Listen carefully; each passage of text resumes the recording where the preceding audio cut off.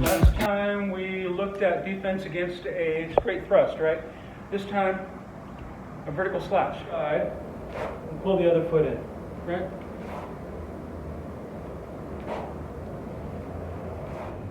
I'm going to shift to the side and just let my hands land wherever they land. Anywhere along his arm.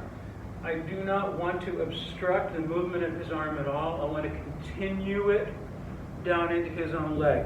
Now here's the thing.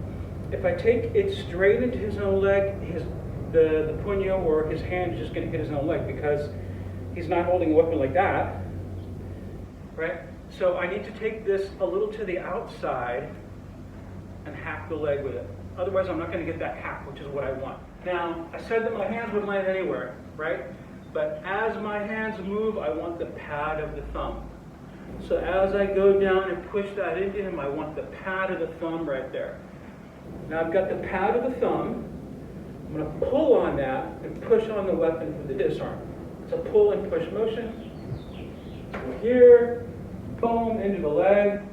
I step back a little bit, pull and push. And now I need to move him away from the weapon. I might pull him into a strike of some kind, sorry. Maybe an elbow strike, another knee, get rid of him, recover the weapon, and be ready in case he comes back at me. I have the pad of the hand here, and I'm using my forearm on the flat of the blade.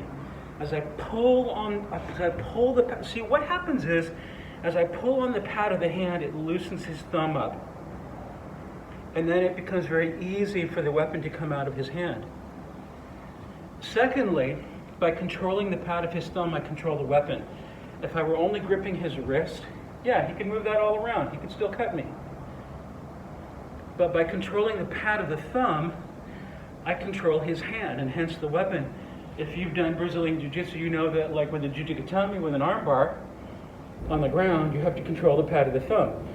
Because by controlling the thumb, you control the orientation of the arm, right? So I control the thumb, and then the disarm is right here. And then there's always someone who's going to question whether or not these kinds of disarms are practical with a live blade. So, this is a live blade. It's moderately sharp. It's been used for gardening. It's sharp enough.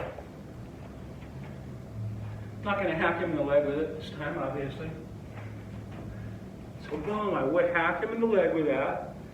Here, there's the... Sometimes when you pull this to you, the angle is wrong, right? The edge of the weapon is facing me. If I were to come straight in for the disarm, I'm cutting myself. I need to come in on the flat of the blade, so just be aware of the orientation of the edge. You need to come in on the flat of the blade. You know, all these disarms can be done with pretty much any edged weapon. This is a knife that is fairly sharp. With a knife you would do this kind of a disarm here. Or I could do it here.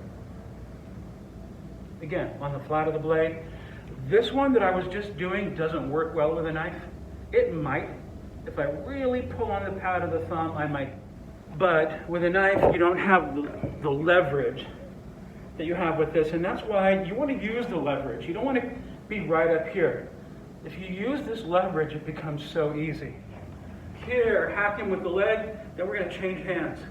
This hand takes this hand's place, and the disarm is, he's going to protect his face because it might hit him in the face. I'm going to basically punch him.